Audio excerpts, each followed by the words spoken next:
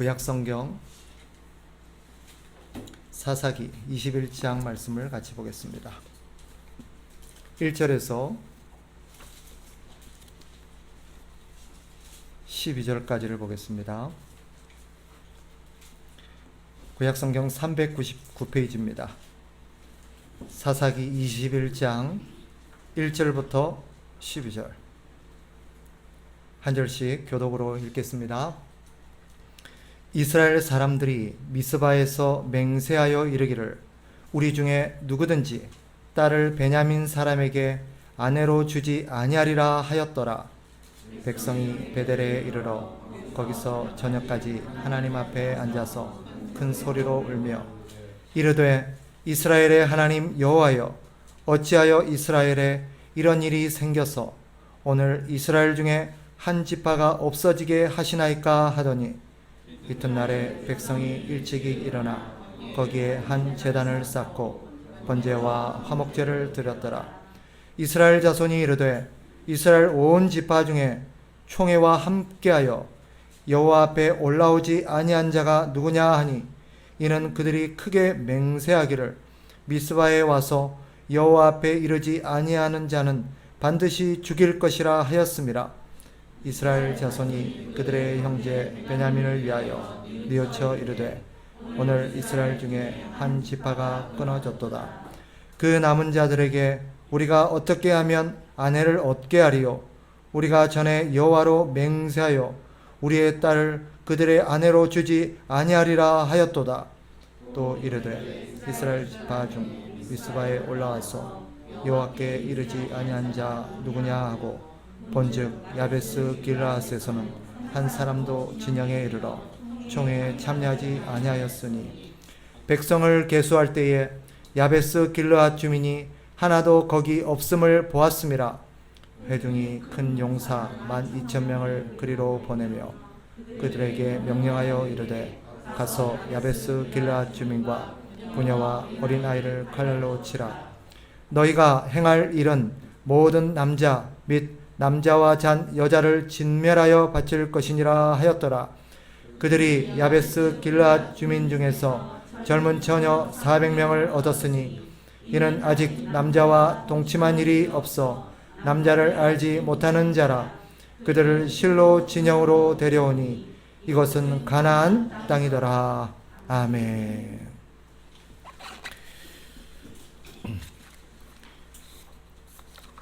오늘 설교가 사사기의 마지막 강해가 될 듯합니다. 사사기의 이 마지막 사건이 이스라엘과 베냐민의 전쟁을 다루고 있음을 우리 지난 시간부터 살피고 있습니다. 마지막 사건이 이 전쟁으로 끝난다라는 점은 아주 의미심장한 대목입니다. 사사기가 말하고 있는 이 사사기의 스토리가 자기 소견에 옳은 대로 살아가는 사람들의 이야기를 다루고 있다라는 점을 감안해 본다면 그 마지막이 전쟁으로 끝난다는 것은 우리에게 아주 큰 어떤 교훈을 시사하고 있습니다. 그게 뭐냐?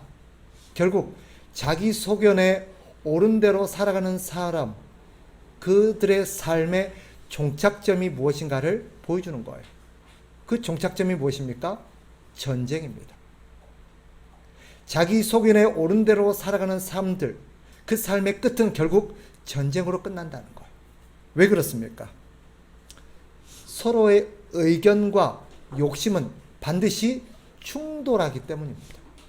각자 자기 소견에 옳은 대로 살아가는데, 바꿔 말하면 전부 다 자기 의견대로, 자기 생각대로, 자기 욕심대로 살아가는데 결국 그러다 보면 어떻게 돼요? 충돌할 수밖에 없는 거예요. 결국 이런 삶의 종착점은 전쟁입니다. 이 성경의 진단대로 한다면 이 세상에서 이루어지는 여러 충돌들, 우리 사회 전반에 드리워지고 있는 여러 개인과 개인 간의 충돌, 지역과 지역 간의 충돌, 정당과 정당 간의 충돌, 나아가서 나라와 나라 간의 충돌, 이유가 뭐예요? 다 자기 소견에 옳은 대로 살고 자기 소견에 옳은 대로 결정하기 때문이에요. 그래서 성경이 이 사사기가 내리는 결론 중에 하나가 뭐냐? 하나님의 진리의 말씀대로 살아야 된다라는 것입니다. 하나님의 진리의 말씀대로 살지 않으니까, 바꿔 말하면 자기 속에 옳은 대로 살아가니까 결국 역사가 어떻게 끝나냐는 거예요. 결국 그 일의 종착점이 뭐냐는 거예요. 사사기가 그려내고 있는 그 메시지 중에 하나가 뭐예요? 결국 그 끝은 전쟁으로 함께 망할 수밖에 없다는 것입니다.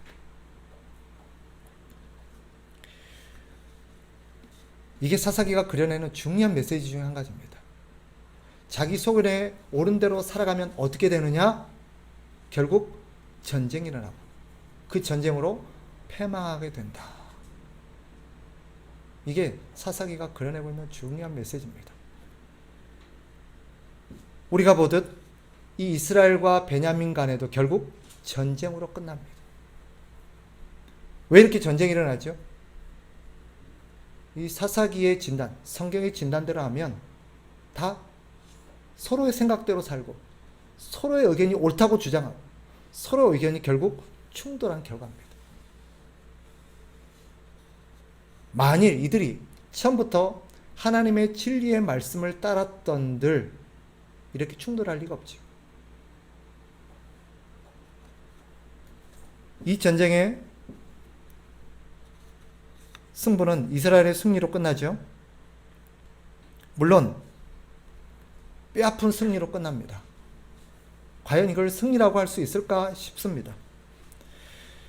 사실 그 자초지종을 보면 이스라엘도 그 앞에서 두 번이나 패배를 맛보아야 했었지요. 그러나 결국은 이스라엘의 승리가 확정되었고 하나님은 이스라엘을 승리하게 하셨습니다. 이런 의문이 들 수 있어요. 결국 이스라엘로 하여금 승리하게 하실 것을 왜 굳이 두 번이나 패배를 맛보게 하셨는가? 결국 승리하게 해주실 것 같으면 처음부터 승리하게 해주시지 왜 두 번이나 뼈아픈 패배를 맛보고 난 이후에야, 큰 대가를 치르고 난 이후에야 그런 승리를 맛보게 하시는가? 이것은 지난 시간에 제가 답을 드렸습니다. 이스라엘 역시 똑같은 죄인이라는 것을 깨닫게 해주기 위함이에요. 결국 똑같은 죄인임에도 불구하고 베냐민을 심판하겠다고 나선 그들의 교만과 어리석음과 자신의 실상들을 이 패배를 통해서 깨닫게 하는 거예요.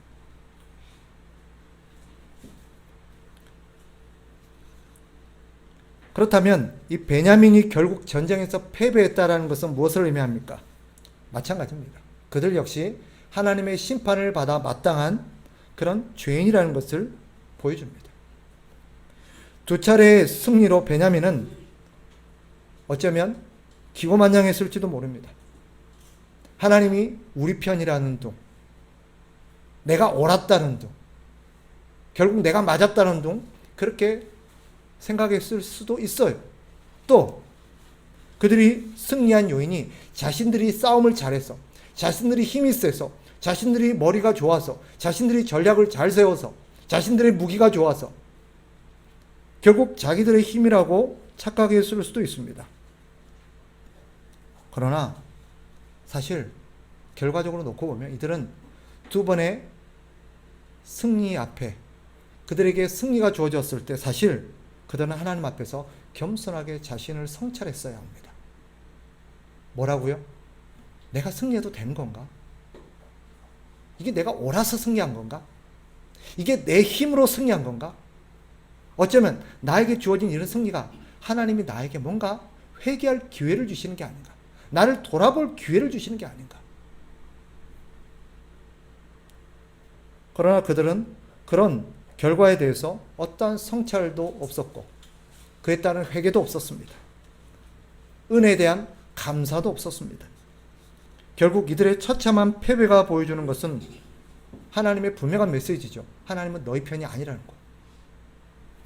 또 니네들이 두 번의 승리를 거뒀던 것은 니네들이 능력이 좋아서도 아니요, 니네들이 이스라엘보다 의롭기 때문도 아니라는 것을 분명하게 보여줍니다. 오히려 이스라엘도 뼈아픈 패배를 맛보고 결국 베냐민도 뼈아픈 패배를 당해야 했던 것은 하나님께서는 결코 죄를 용납하지 아니하시고 교만과 불신앙적 삶을 용납하지 않으신다는 것을 분명하게 보여주는 하나님의 선언입니다. 그런데 여기서 하나 짚고 넘어갈 게 있어요. 베냐민에게서 보여지듯 오늘날 신앙생활하는 많은 사람들이 갖고 있는 착각 한 가지가 있습니다. 그게 뭐냐? 승리와 성공을 자신의 의로움의 결과로 착각한다는 거예요. 예를 들어서 뭘 했는데 잘 됐어요. 예를 들면 기도했는데 어떤 기도가 응답이 돼서 내가 원하는 바가 이루어졌어요. 그러면 자격 없는 자에게 베풀어진 하나님의 놀라운 은혜구나 하면서 하나님 앞에 감사하며 하나님 더 잘할게요. 이게 아니라 내가 그동안 열심히 살았나 보다. 내가 뭔가 하나님 앞에 잘했나 보다. 그래. 이들은 기도 응답 받을 만하지. 내가 하나님으로부터 이런 보상 받을 만하지. 이렇게 생각한다는 거예요.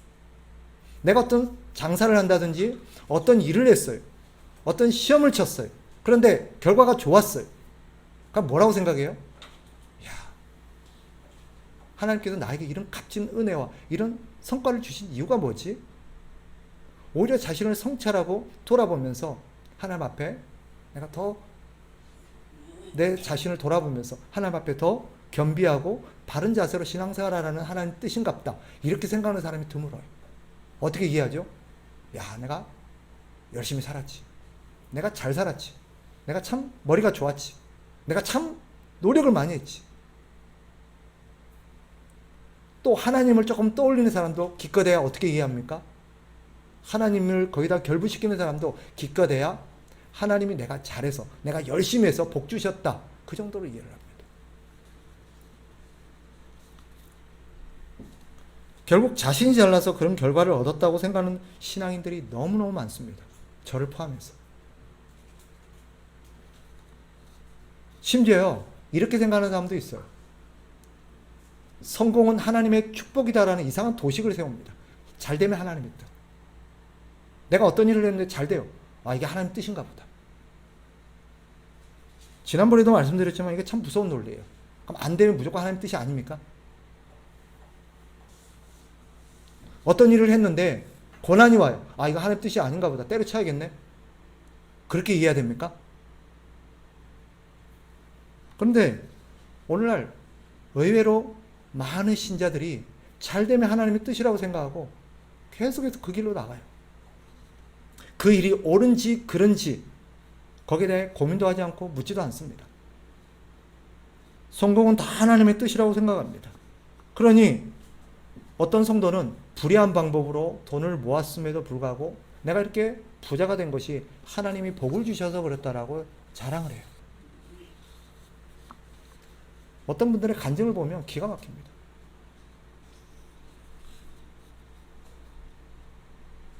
실제로 제가 아는 어떤 성도들 가운데, 다행히 우리 교회 성도는 아니에요.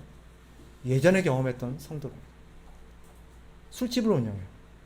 근데 장사가 잘 됐어요. 근데 참 놀랍게도 그분이 11조를 드리더라고요.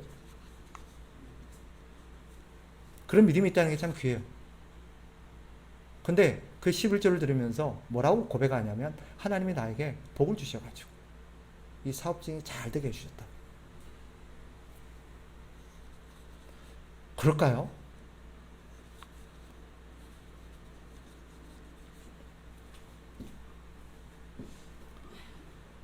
본문에서 보듯 모든 승리가 다 하나님의 축복은 아닙니다.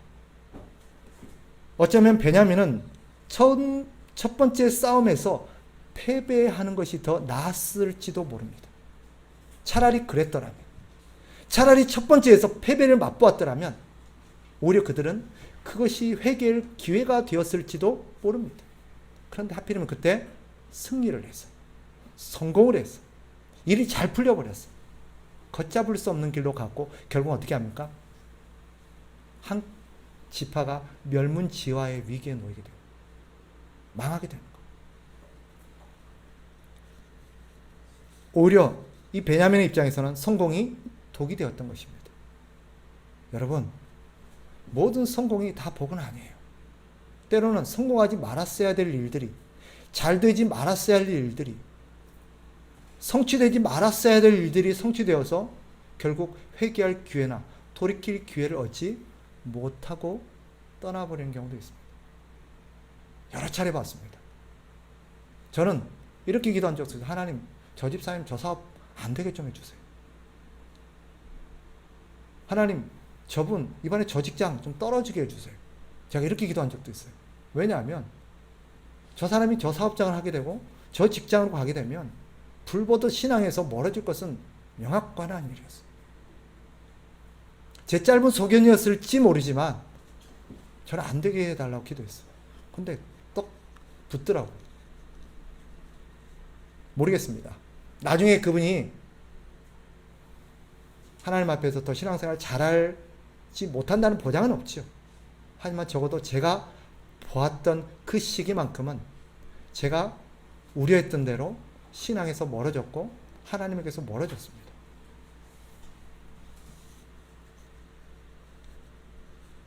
여러분 어떻습니까? 성공이 여러분의 의로움의 결과라고 생각하고 있지 않습니까? 혹시 지금 여러분이 이만큼 잘 살게 된 것, 그래도 그만큼 된 것, 여러분이 남보다 더 노력을 많이 한다든지, 여러분의 실력이 좋았다든지, 혹은 여러분이 남보다 신앙생활을 잘한 결과로 하나님이 주신 복이라고 생각하십니까? 아닐 수도 있어요. 분명한 것은 자격 없는 자에게 베풀어진 하나님의 은혜라는 것입니다. 우리는 하나님이 주신 어떤 결과를 맞닥뜨리더라도 우리가 하는 일이 잘 되든 안 되든 그런 결과를 가지고 하나님 앞에서 겸허하게 자신을 성찰하는 시간이 필요합니다. 그리고 모든 영광은 하나님께 돌려야 됩니다. 때론 나의 성공이 하나님의 복이 아니라 독이 되고 있지는 않은지도 살펴야 합니다. 그것이 나를 하나님으로부터 멀어지게 하고 있다면, 하나님의 말씀으로부터 멀어지게 하고 있다면, 그것이 자꾸 하나님의 말씀의 원리를 떠나게 만들고 있다면 그것은 하나님의 복이라고 보기 어렵습니다. 전쟁의 결과로 이 베냐민이 멸절 위기에 처하게 되죠. 자, 이스라엘은 이 전쟁에 승리한 이후에 두 가지를 결의하게 됩니다. 오늘 본문을 보면 그 두 가지 내용이 뭐죠? 첫째는 절대 베냐민 지파에게 우리 딸 안 준다. 이 무슨 말이에요? 저들 지파가 사라지도록 내버려 두겠다는 것이고 저 지파를 절대 유지하지 못하도록 만들겠다는 거예요. 두 번째는 뭐죠? 우리의 이 싸움에, 우리가 베냐민과 싸울 때 우리와 함께하지 않는 자들 가만두지 않겠다. 다 죽여버리겠다는 것입니다. 자, 그렇다면 우리는 질문을 하나 해봐야 돼요. 이 결의가, 이들이 했던 두 가지 결의가 하나님이 시킨 걸까요? 하나님이 이들에게 요구하신 하나님의 뜻일까요? 결과적으로 보면 아닙니다. 이 맹세는 하나님과는 아무런 관계없는 자기들 스스로가 결정한 거예요. 문맥상을 보면 그저 홧김에 결정한 겁니다. 베냐민 지파에 대한 너무 분한 나머지, 저들로 인해서 자기들이 너무나 뼈아픈 대가를 치른 나머지, 저들이 저지른 짓이 너무나도 나쁘다고 생각한 나머지 내 저것들을 멸망하도록 내버려 두겠다 라고 결의를 한 거예요. 그리고 이 싸움에 함께하지 않는 자들은 다 나쁜 놈이다라는 결정도 사실은 자기들의 그런 그 순간적인 어떤 감정과 순간적인 어떤 분노와 격정에 휩쓸려 내린 결정입니다. 하나님은 성경을 보세요. 한 번도 베냐민 지파의 여인들과 아이들까지 진멸하라고 명령을 내리신 적이 없습니다. 또 베냐민 지파에게 딸을 시집 보내지 말라라고 명령을 내린 적도 없습니다. 그리고 이 싸움에 동참하지 않는 자들은 다 진멸하라고 명령을 내린 적도 없습니다. 어디에도 그런 흔적이나 암시도 없어요. 시간이 지났습니다. 그들은 그런 맹세한 것을 후회했습니다. 분노의 감정이 정리되고 나니까 이성적인 판단들이 이제 되기 시작한 겁니다. 12지파가 한 형제이자 한 언약 공동체였다는 것을 깨닫게 된 것이고, 비로소 이 지파가 사라지는 것이 하나님의 뜻이 아니요 하나님이 기뻐하신 것이 아니라는 것을 불현듯 깨닫게 된 겁니다. 그럼 앞에 있었던 결의들은 뭐죠? 자기 속에는 옳은 대로 자기 생각대로 하는 결의들이었어요.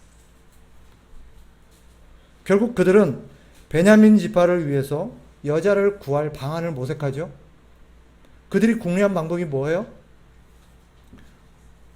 결론적으로 적당한 구실을 만들어서 누군가를 치고 여자를 빼앗아 오는 거였어요. 그 대상이 누굽니까? 야베스 길르앗이었습니다. 그들은 그들에게 딱 적정한 먹잇감이었어요. 적정한 명분이었어요. 전쟁에 참여 안 했네? 우리와 함께 하지 않았네? 저 나쁜 놈들. 저들은 우리의 적이다. 그들을 다 죽여버리고 거기서 남자를 갖가지 아니한 처녀 400명을 빼앗아 옵니다. 그러면 그들을 베냐민 지파에게 줘요. 그래도 부족하죠? 그러니까 어떻게 합니까? 여호와의 절기에 춤추러 나왔던 실로의 여인들을 납치해서 베냐민 지파에게 가져가게 합니다. 사실 이런 방법들은요, 상식적으로 생각해도 비도덕적이고 비윤리적인 거예요. 세상 사람들도 하지 않을 거예요. 그렇다면 우리는 이들의 행태를 어떻게 이해해야 될까요? 이들의 행위들, 이들의 어떤 판단들을 어떻게 이해해야 됩니까? 성경이 딱 명확하게 결론을 내립니다. 마지막 이 사건을 딱 종지부를 찍으면서 마지막에 성경은 이렇게 기술하고 있죠. 25절로 가보세요. 그때에 25절입니다. 그때에 이스라엘의 왕이 없으므로 사람이 각기 자기의 소견에 옳은 대로 행하였더라. 이게 사사기의 결론이에요. 지금 이 진단, 이 서론이 지금 우리에게 말하는 의미가 뭐예요?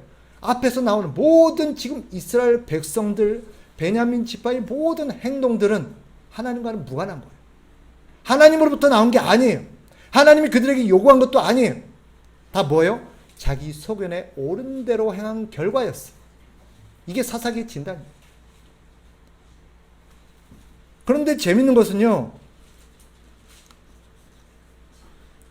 이들은 이 모든 것을 하나님의 결정인 것처럼 내세운다는 거예요.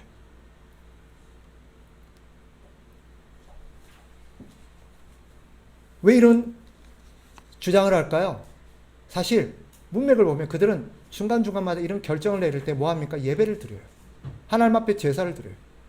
하나님 앞에 제사를 드리고 하나님 앞에 우리가 모여서 내린 결정이니까 이게 누구 뜻이다? 하나님의 뜻이라는 결론을 내립니다.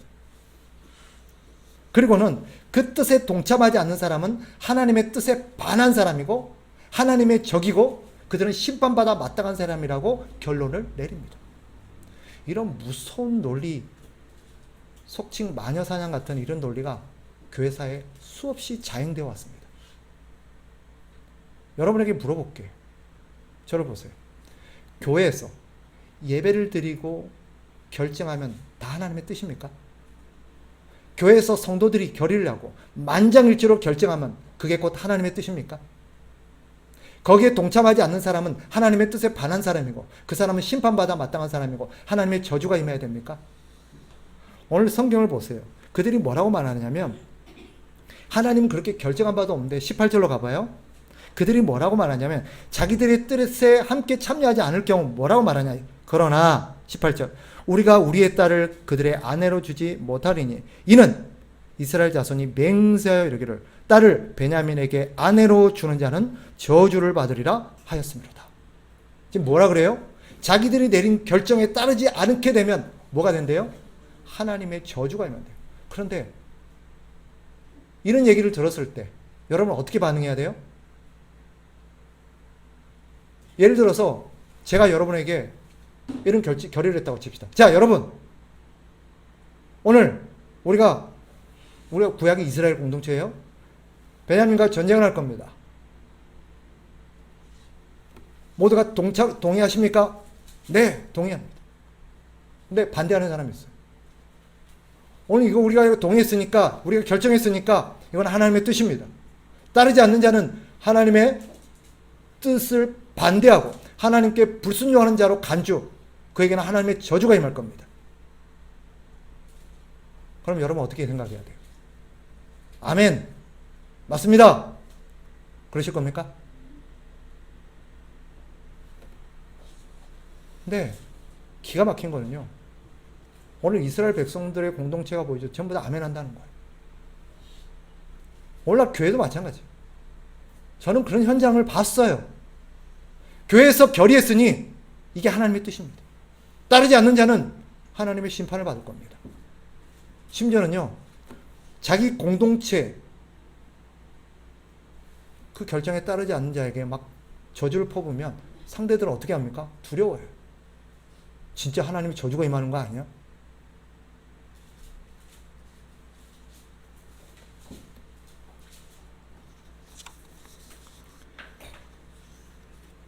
오늘 본문의 강조점은 이들의 행동이 도덕적으로 윤리적으로 옳으냐 그러냐 그걸 말하려는 게 아니에요. 도대체 이들이 이렇게 어처구니없이 행동하는 이유가 뭐냐는 거예요. 그 원인이 어디에서 기초한 거냐는 것을 말하려는 데 있어요. 그 이유가 뭐예요? 하나님의 뜻을 따르는 게 아니라 자기 소견에 옳은 대로 생각하고 결정하고 판단하고 행동하기 때문에 이런 어처구니없는 결과가 나왔다는 거예요. 결국 모든 그것의 출발은, 모든 일탈과 불법과 죄의 출발은 어디에서부터 시작됩니까? 하나님의 뜻이 아니라 내 결정, 내 생각에 따름으로부터 시작되는 것입니다. 그리고 우리는 어떤 도식을 갖고 있어요? 내 생각에 동조하지 않는 자는 적이. 목회자가 이런 생각을 갖고 있으면 무서운 결과가 나옵니다. 또 여기에 대한 분별력이 없는 성도들은요, 무서운 인생의 황폐함을 맛보게 될 겁니다.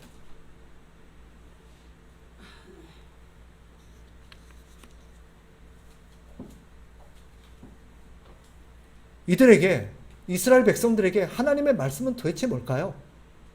그들에게 주어진 성경은 뭘까요?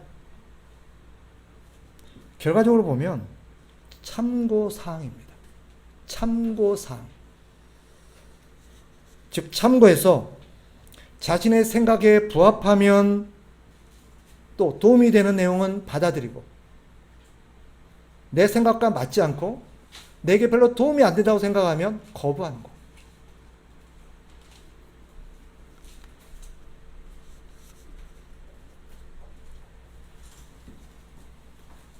이런 신앙의 행태를 보이는 그런 사람들을 아주 신랄하게 꾸짖은 분이 계십니다.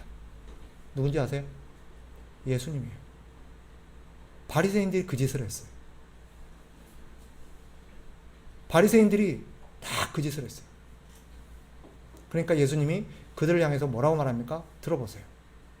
아주 서슬퍼런 하나님의 말씀을 쏟아붓습니다.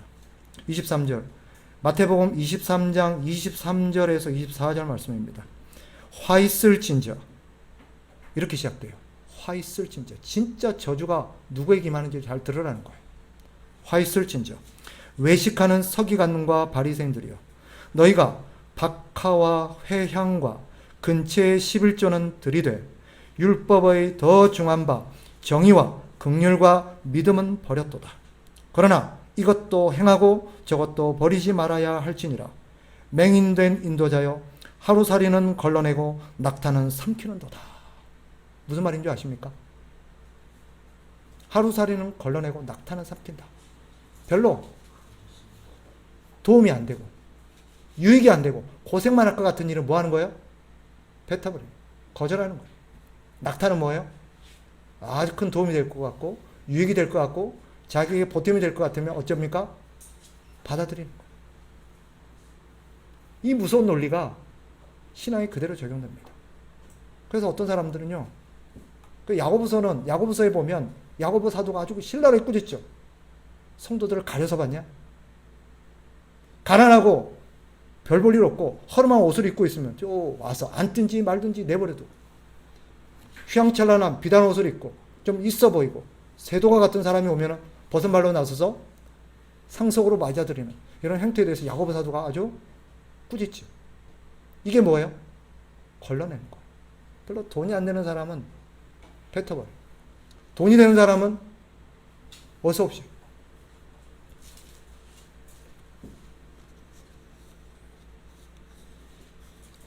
제가 좀 극단적으로 단적으로 얘기를 했습니다마는 우리 신앙 행태가 그렇습니다. 하나님의 말씀 중에도 좀 좋은 말씀, 특히 복이 되고 위로가 되고 격려가 되고 보탬이 되는 말씀들은 아멘 아멘 하면서 그 말씀을 하나님의 뜻이라고 믿고 그 말씀 하나님 복 주실 줄 믿습니다라고 말씀을 붙들고 살아요. 그런데 바로 그 옆에 있는 순종하고 하나님의 징계와 고난과 헌신과 충성에 대한 말들은 자기와는 상관없는 것처럼 싹 선을 꺼버립니다. 우리 주님이 뭐라고 말해요? 이렇게 말씀하셨습니다. 그러나 이것도 행하고 저것도 버리지 말아야 할지니라. 이게 무슨 말입니까? 하나님의 말씀은 우리 마음대로 취사 선택해서는 안 된다는 거예요. 그 말씀이 나에게 달든 쓰든 어떻게 해야 돼요? 다 아멘으로 받아들여야 돼요. 달고 오묘한 말씀은 아멘이고 쓰고 고통스러운 말씀은 노멘입니까?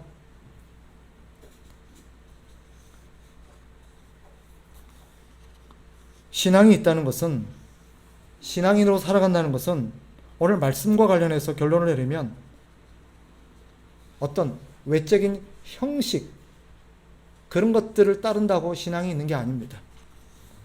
신앙은 외적으로 예배드리고 기도하고 어떤 종교적인 의무를 수행한다고 신앙이 있는 게 아닙니다.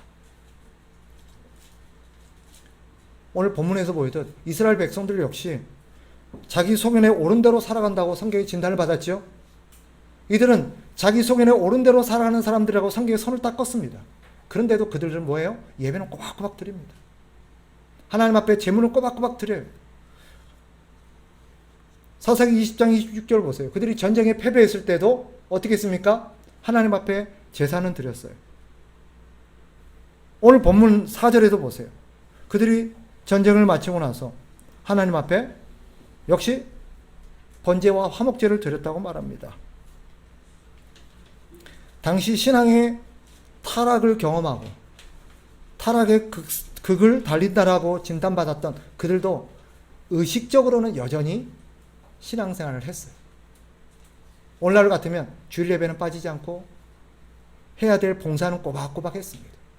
하나님 앞에 드려야 될 헌금은 꼬박꼬박 드렸어요. 근데도 하나님 뭐라고 진단합니까?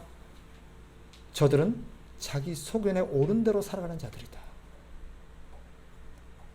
이 무서운 진단이 오늘날 교회를 향해서 이루어지고 있다는 것을 우리는 귀담아 들어야 돼요. 이거는 교회 밖에 하나님을 모르는 사람들에게 하는 진단이 아니에요. 하나님을 섬기고 하나님을 예배하고 하나님의 백성이라고 일컬음을 받는 하나님의 공동체에게 내려진 진단이라는 걸 명심해야 돼요. 저는요, 오늘날 교회를 보면서 하나님께서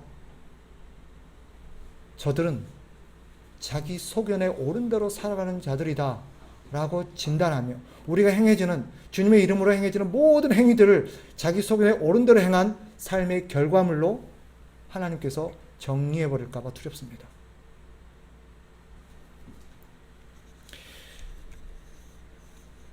그러면 신앙으로 살아간다는 게 무엇입니까? 진짜 신앙은 무엇입니까? 바로 하나님의 말씀을 따라 살아가는 삶입니다. 형식이 아니라 하나님의 말씀의 원리대로 살아가는 거예요.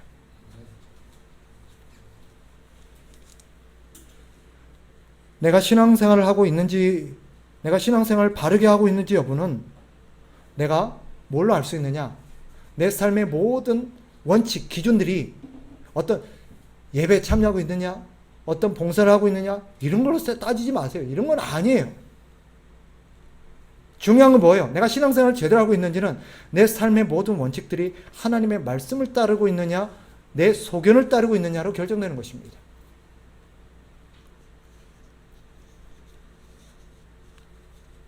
오늘날 신앙인들이 갖고 있는 무서운 편견 한 가지, 신앙생활은 교회에서 이루어진다 라는 생각입니다.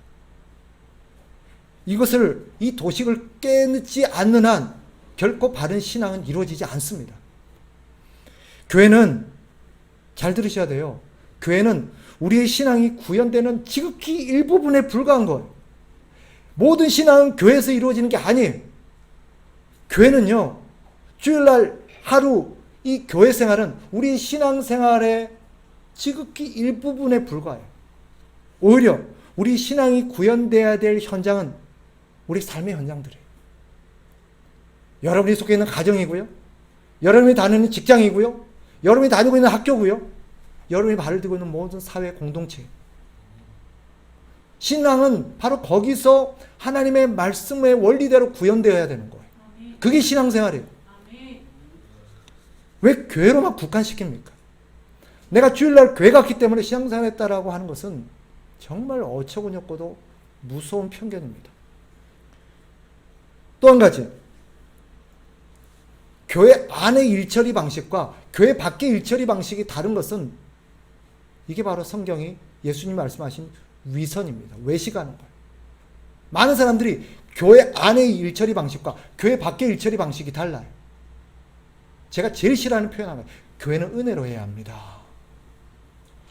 은혜대로 합시다. 밖에서도 그럽니까? 직장일도 그렇게 처리합니까? 은행일도 그렇게 처리해요? 은혜로 합니까? 아니에요. 교회 안이든 교회 밖이든 우리 일처리 방식은 오직 한 가지입니다. 하나님 말씀대로. 교회 밖에서도 통용되면 안 되는 것이 교회 안에서는 절대 통용되면 안 되는 거예요. 그런데 오늘날 교회 안과 밖은 일처리 방식이 다릅니다. 혹시 여러분도 그렇게 생각하지 않으세요? 그러니까 교회 안에서의 언어 구사와 교회 안에서의 생활 방식과 교회 안에서의 여러 가지 문화들이 교회 밖과 너무 다른 거예요. 애들이 뭐라 그래요? 우리 엄마 너무 낯설어요. 우리 엄마 너무 낯설어요.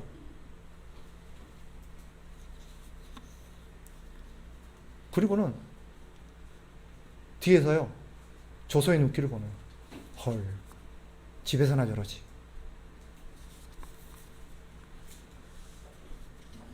우리 아이들이 저를 보고 그렇게 느낄까봐 정말 두렵습니다. 집에서도 좀 저러지. 교회에서만 저러지 말고.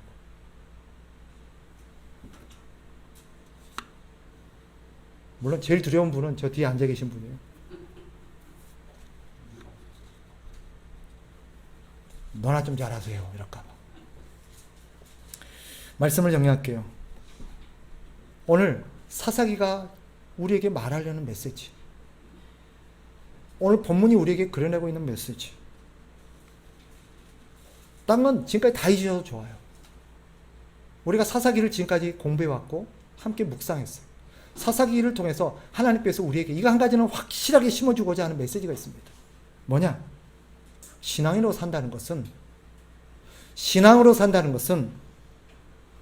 어떤 문제를 처리함에 있어서 어떤 결정을 함에 있어서 내 소견이 아니라 하나님의 말씀의 원리대로 처리하고 살아가는 것이다 라고 말하고 있다는 점입니다. 또 신앙이라는 것은 특정한 공간에서, 교회라는 특정한 공간에서만 이루어지는 게 아니라 우리의 삶의 전반에서 이루어져야 되는 것이다 라는 것이 오늘 사사기가 말하려는 결론입니다. 성경은 참고서적이 아닙니다. 달면 삼키고 쓰면 뱉어도 되는 것이 아닙니다. 성경은 모든 상황과 환경과 공간을 초월해서 절대적으로 지켜야 될 원리입니다. 성경은 교회에서만 운영되는 교회 운영 매뉴얼이 아니에요. 교회를 이렇게 운영하라고 주신 매뉴얼이 아닙니다. 교회 안에서만 통용되는 원리가 되어서는 안 됩니다. 교회 아니든 교회 밖이든 똑같아야 돼요. 그래서 적어도 여러분 주위 사람과 여러분의 자녀들이 여러분을 봤을 때 우리 엄마는, 우리 아빠는 교회에서의 삶의 방식이나 가정에서의 삶의 방식이 똑같다. 교회에서 생활하는 모습이나 가정에서 생활하는 모습이 똑같다. 여러분의 이웃들이 저분은 교회 다닌다더니 항상 저렇게 살아가는구나. 저게 하나님 믿는 사람들의 삶의 방식인가 보다. 이 질문으로 마무리를 하겠습니다. 혹시 여러분 가정에서 충돌이 있으십니까? 남편과 아내가 충돌합니까? 여러분 자녀와 부모가 충돌합니까? 여러분 직장에서 충돌이 있습니까? 한번 생각해 보셨어요? 그 충돌의 원인이 뭔지. 단순하게 의견 차이인지 아니면 이것이 성경이 진단한 대로 절대적인 원칙과 기준이 있건만 이것을 무시하고 내 소견에 옳은 대로 산 그 삶의 결과물이 아닌지. 다시 한번 말씀으로 돌아가서 말씀의 원칙대로 살아가지 않으면 결국 우리의 삶은 갈등과 충돌 속에서 멸망할 수밖에 없음을 사사기가 그려냅니다. 우리 가운데 참다운 신앙이 구현되어지고 그 신앙이 교회 문턱을 넘어서서 교회와 세상에서 동일하게 여러분의 삶의 영역에서 구현되기를 주님의 이름으로 축복합니다. 기도하겠습니다. 하나님 아버지, 우리가 지금까지 이스라엘 백성들에게서 보듯 베냐민 지파에게서 보듯 얼마나 자기 소견에 옳은 대로 살아가면서 하나님의 뜻을 운운하고 또 이것이 하나님의 뜻이라고 생각하면서 살아왔는지 모르겠습니다. 우리는 우리 소견에 옳은 대로 살면서 잘 되면 하나님의 뜻, 안 되면 아닌 것처럼 그렇게 생각했고 또 우리의 신앙생활은 마치 교회에서만 이루어지는 것이냐 그렇게 공간과 시간과 장소를 구분지어서 살았습니다. 다시 한번 우리의 삶의 모든 영역과 모든 시간들이 하나님의 말씀의 원리대로 집행되어지고 구현되어지는 신앙의 현장이 될 수 있도록 우리의 마음과 생각을 고쳐주시고 하나님 말씀의 중심으로 살아갈 수 있도록 우리를 깨우쳐 주옵소서. 용기를 주시옵소서. 예수 그리스도 이름으로 기도합나이다. 아멘.